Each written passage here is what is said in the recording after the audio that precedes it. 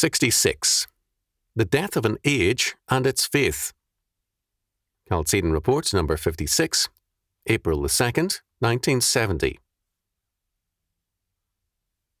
The death of an age is a bloody business.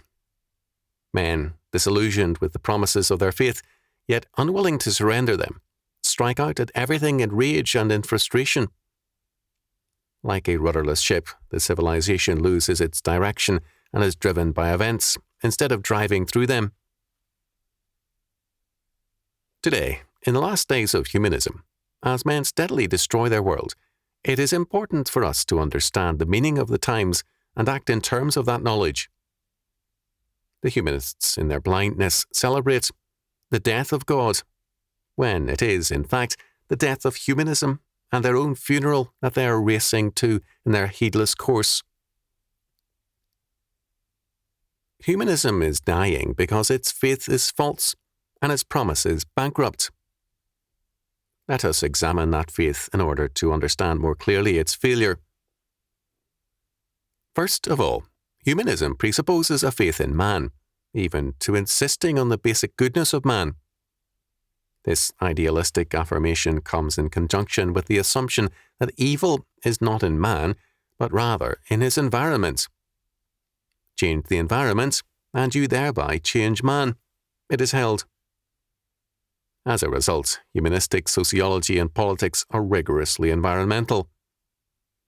Every effort is made to provide better housing, better education, every kind of environmental control, but in all of this, man's evil only seems to proliferate. As a result, many humanists have themselves abandoned their faith in man. Nietzsche, ahead of most, proclaimed the need of Superman to replace man, and evolutionists and socialists have dedicated themselves to working towards the creation of a new man. Man, as he now is, in terms of this hope, is expendable. He is merely the ape who shall produce the man of the future. Lenin, who held this view, could therefore treat with ruthless contempt the apes beneath him as he worked to bring the new man out of them. In every version, this belief is a break with the humanistic faith in man. A second basic concept of the humanistic faith is its affirmation that man is his own God. As I have pointed out in several of my books, for example, This Independent Republic, pages 142 and 143, basic to every sound theology is the doctrine of the unity of the Godhead. A schizophrenic God is no God at all. Mankind, humanity, being made up of gods, must be united to avoid a division in this new Godhead, man. This means world unity, a one world order. It means world peace.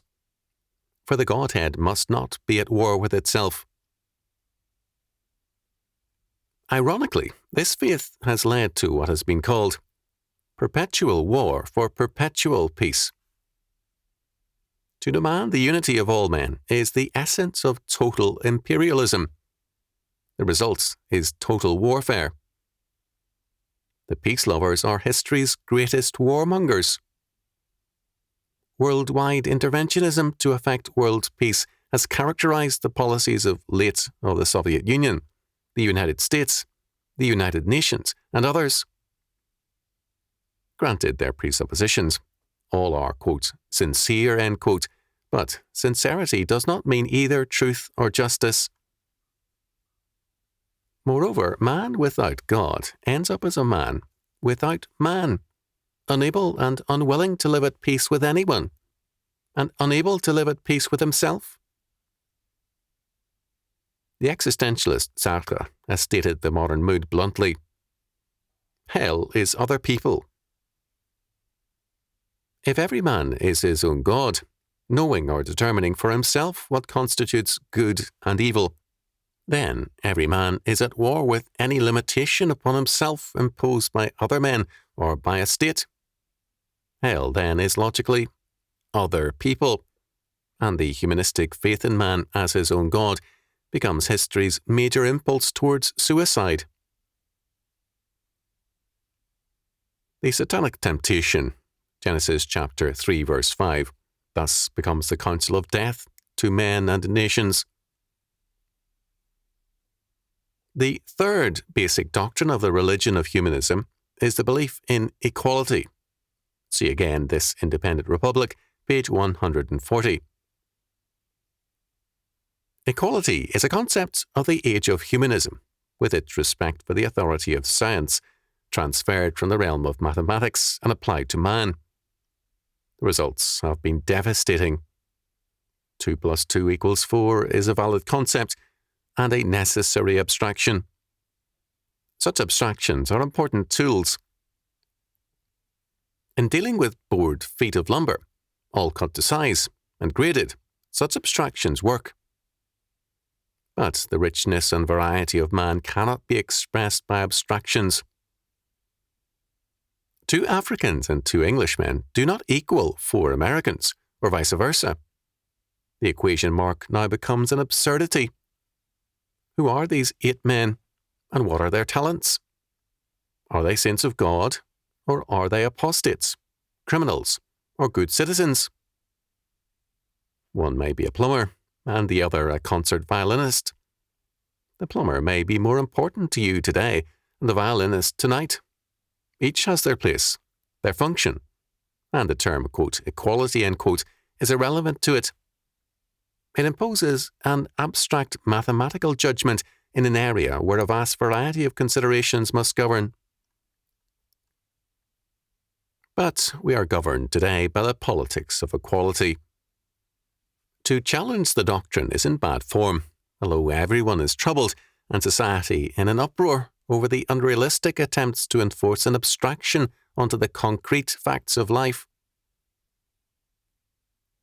The doctrine is honoured in principle and denied in practice. The Marxist world affirms, from each according to his abilities to each according to his needs. But this is not an equality of work, but of wealth. In practice, even this is abandoned by the Marxists in favour of a variety of rewards and a radically unequal society, one with greater variations of social status than the old Russia had. Both Fabian and Marxist socialisms now favour meritocracy, rigid examinations, state control of all jobs and positions being assigned, and power in terms of examinations. The result is the rise of a new privileged class. In Britain, the House of Lords is steadily packed with Labour politicians who have been made peers, and there are signs that its power may be revived under the leadership of this new elite.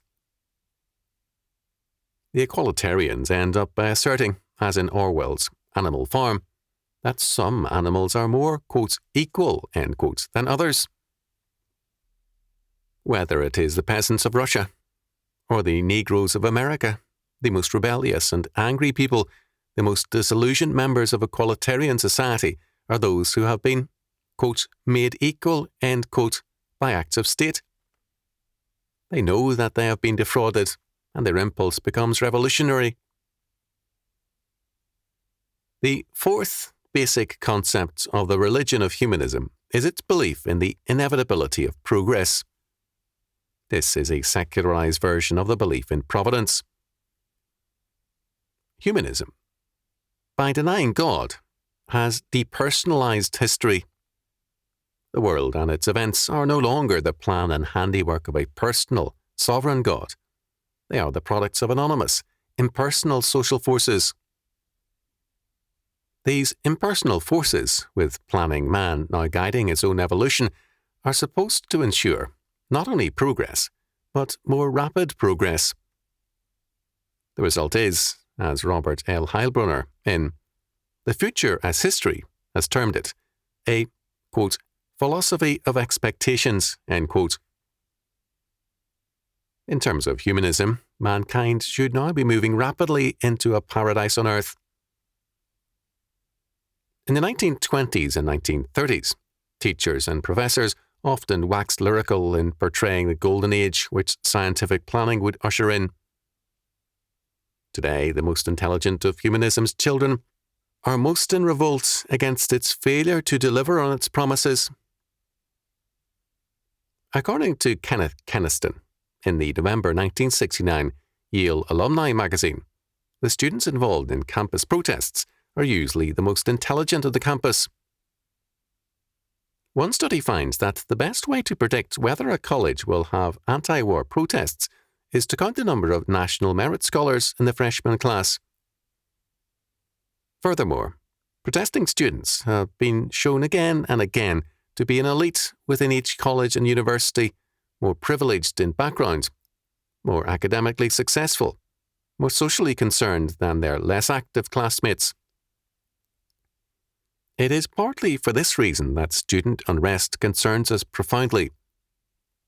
To be sure, if we consider white students, and I will not discuss black militants here, only a minority of America's almost 7 million college students are vocally disaffected.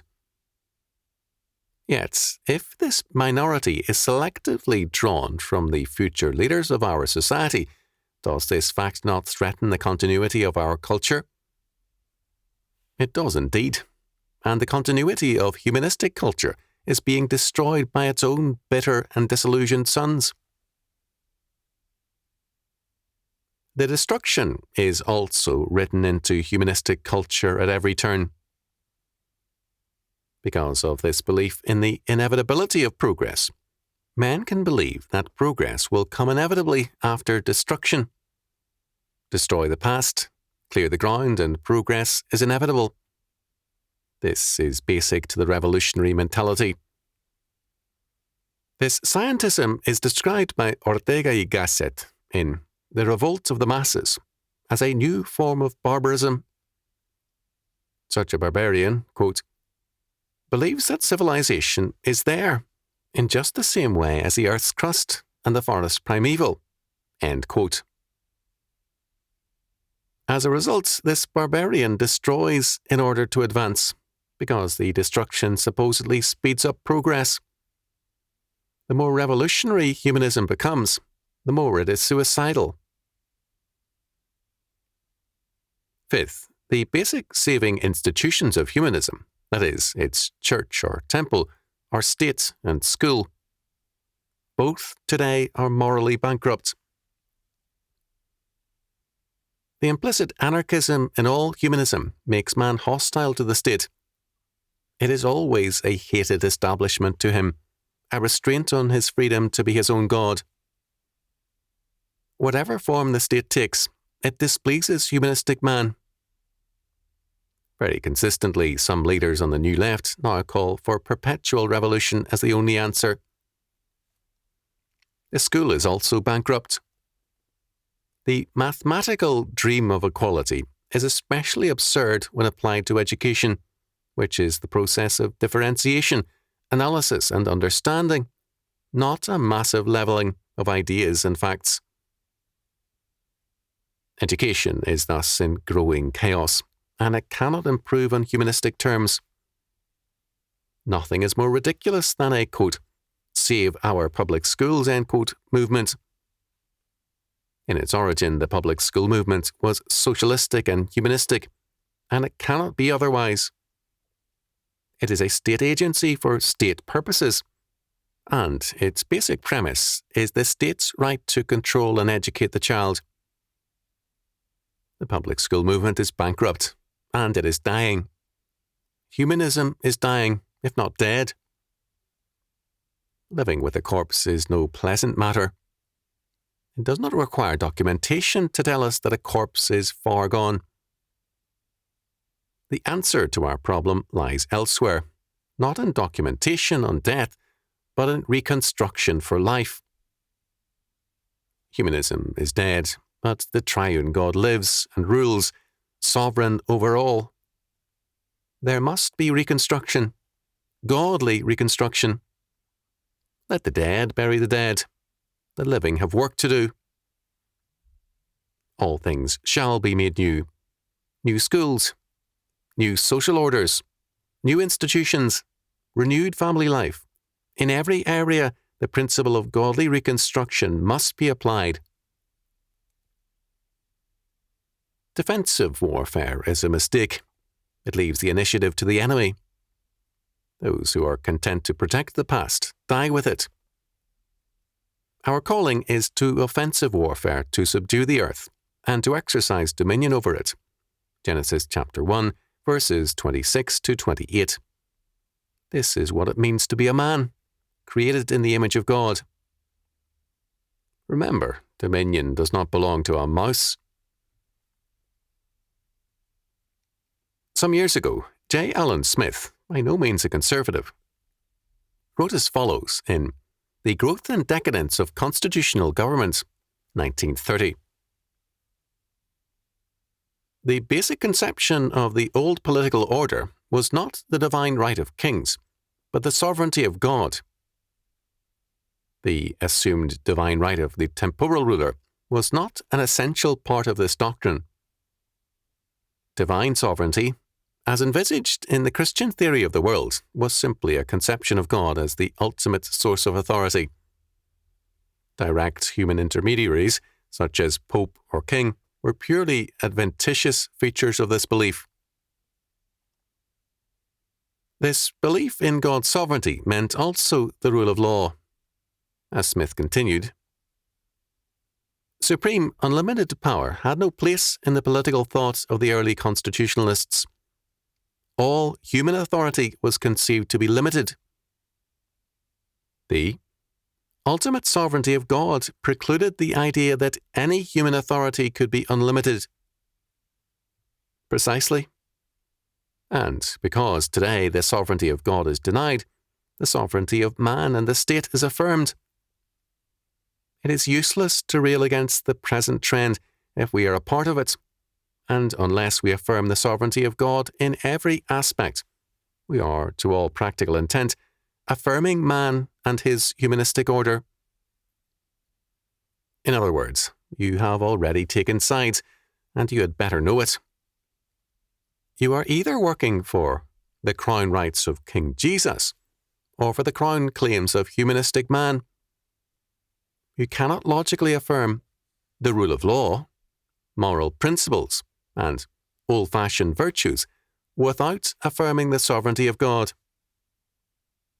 The Marxists are right in recognizing God as the basic and ultimate enemy. Unless you stand in terms of the sovereignty of God as your strength, your first and last line of defense, and the ground of all advance, move over and join the enemy. You are a humanist.